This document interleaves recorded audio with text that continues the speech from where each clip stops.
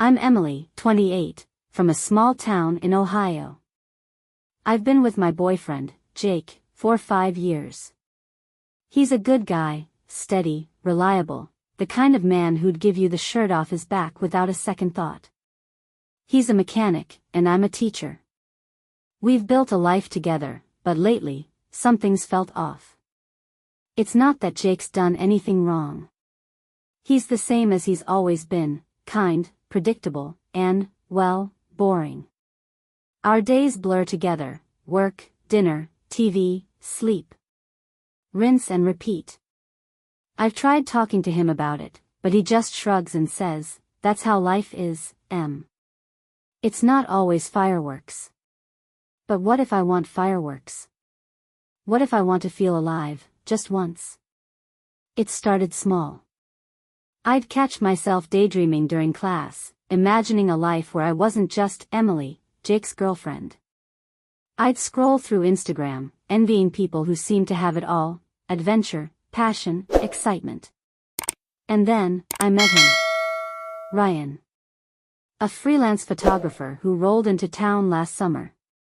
He was everything Jake wasn't: spontaneous, artistic, and dangerously charming. We met at the local coffee shop, where I was grading papers, and he was editing photos. He struck up a conversation, and before I knew it, we were laughing like old friends. At first, it was innocent. Just coffee and conversation. But the more time I spent with Ryan, the more I realized how much I'd been missing. He made me feel seen, heard, and desired. And that's when the guilt started creeping in. I told myself it was harmless. Just a friendship. But deep down, I knew I was lying to myself. And to Jake. It didn't take long for things to escalate.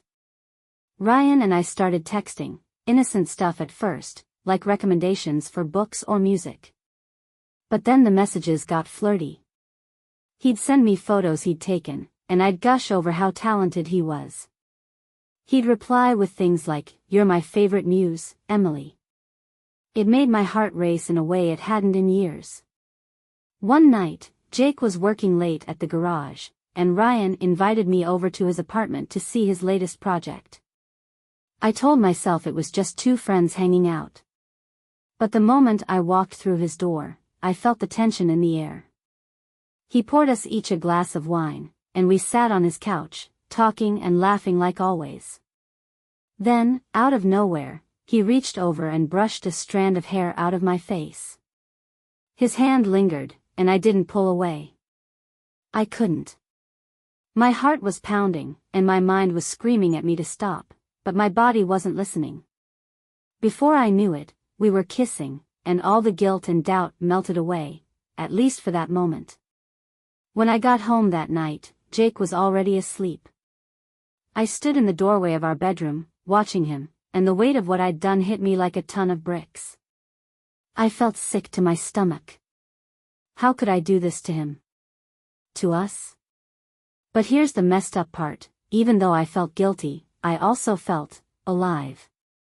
For the first time in years, I felt like I was more than just Jake's girlfriend. I was someone who could be wanted, desired, and exciting. And that feeling was addictive. After that night with Ryan, I told myself it was a one-time thing. A mistake. But deep down, I knew I was lying. Ryan and I started seeing each other more often, always in secret, of course. We'd meet at his apartment or go for drives in his car, just to talk and, well, you know. It was thrilling and terrifying all at once. Meanwhile, life with Jake went on as usual. He'd come home from work, kiss me on the forehead, and ask how my day was. I'd smile and tell him it was fine, all while my mind was racing with thoughts of Ryan. The guilt was eating me alive, but I couldn't stop. It was like I was living two lives, one with Jake, where everything was safe and predictable, and one with Ryan, where I felt alive and free. I started lying to Jake more often. I'd tell him I was staying late at school to grade papers or meeting up with friends. He never questioned me. He trusted me completely, which only made me feel worse. But every time I thought about ending things with Ryan, I'd chicken out. I didn't want to lose that feeling of excitement, even if it was built on lies. Then, one day, Ryan dropped a bombshell. He told me he was leaving town. His project was finished, and he was moving on to the next thing. I was devastated. I hadn't realized how much I'd come to rely on him, on the way he made me feel.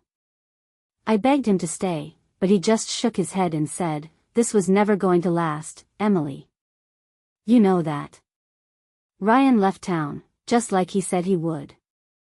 I was a wreck. I couldn't eat, couldn't sleep, and I definitely couldn't focus on teaching.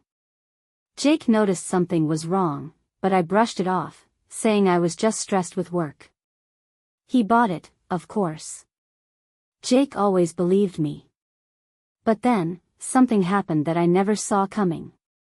One evening, I was sitting on the couch, scrolling through my phone, when I got a text from an unknown number. My heart skipped a beat. What if it was Ryan? But when I opened the message, my blood ran cold. It was a photo of me and Ryan, taken from outside his apartment window. The caption read, "I know what you did." I panicked. Who could have taken that photo? And why were they sending it to me? I tried calling the number, but it went straight to voicemail. I felt like I was being watched, like my whole world was about to come crashing down. The next day, I got another text, "Meet me at the park tonight. Come alone, or Jake finds out." I didn't know what to do. I thought about telling Jake everything, but I was too scared. What if he left me? What if everyone in town found out? I couldn't handle the shame. So, I did what the text said. I went to the park that night, my heart pounding in my chest. When I got there, I saw her. It was Sarah, Jake's younger sister. She was sitting on a bench, her arms crossed, looking at me with a mix of anger and disappointment. My stomach dropped. Sarah and I had always been close, or so I thought. "How could you do this to him, Emily?" she said, her voice shaking. "He loves you. He trusts you. And you're out here, sneaking around with some guy?" I didn't know what to say. I just stood there, frozen, as Sarah told me she'd been suspicious for weeks. She'd followed me one night and saw me going into Ryan's apartment. She'd taken the photo as proof, just in case I tried to deny it. "I didn't want to believe it," she said, tears in her eyes.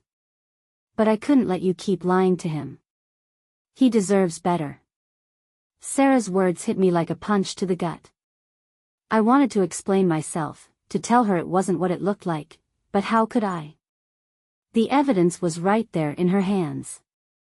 I felt like the worst kind of person, not just for cheating on Jake, but for betraying Sarah's trust too. She'd always been like a sister to me, and now I'd ruined that.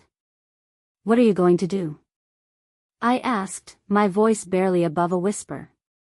Sarah sighed and looked away. "I don't know yet. Part of me wants to tell Jake everything right now, but I don't want to destroy him. He loves you, Emily. Even if you don't deserve it." Her words stung, but they were true. Jake did love me, and I'd thrown that away for a few moments of excitement with Ryan. I felt sick to my stomach. "Please, Sarah," I begged. "Let me tell him. He deserves to hear it from me." She hesitated, then nodded. "You have 1 week. If you don't tell him by then, I will." 1 week. 7 days to come clean and face the consequences of what I'd done. It felt like both a lifetime and no time at all. The next few days were agony. I tried to act normal around Jake, but every time he smiled at me or kissed me on the forehead, I felt like I was going to break. The guilt was crushing me, and I knew I couldn't keep it inside much longer. Finally, the night before the deadline, I couldn't take it anymore. Jake and I were sitting on the couch, watching some reality show, when I turned to him and said, "We need to talk." He paused the TV and looked at me, concern in his eyes. What's wrong, Em? I took a deep breath, my hands shaking. I did something terrible, Jake. Something I can't take back. He frowned. What are you talking about? And then, I told him everything. About Ryan. About the texts. About the night at his apartment. About the guilt that had been eating me alive. I didn't try to make excuses or justify what I'd done. I just laid it all out there, waiting for the explosion. But it didn't come. Jake just sat there, staring at me, his face unreadable. Finally, he stood up and walked to the window, his back to me. I could see his shoulders shaking, and I realized he was crying. Jake, I'm so sorry, I said, my voice breaking. I never meant to hurt you. He turned around, his eyes red and filled with pain. But you did, Emily. You hurt me. And I don't know if I can ever forgive you. Jake moved out the next day. He didn't yell, he didn't scream, he just packed his things quietly and left. I stood in the doorway, watching him load his truck, feeling like my heart was being ripped out of my chest. He didn't even look at me as he drove away. That hurt more than anything. The days that followed were a blur. I called in sick to work and spent most of my time lying on the couch, staring at the ceiling. Sarah texted me once to ask if I'd told Jake, and I replied with a simple yes. She didn't respond after that. I didn't blame her. Ryan tried to reach out a few times, but I ignored him.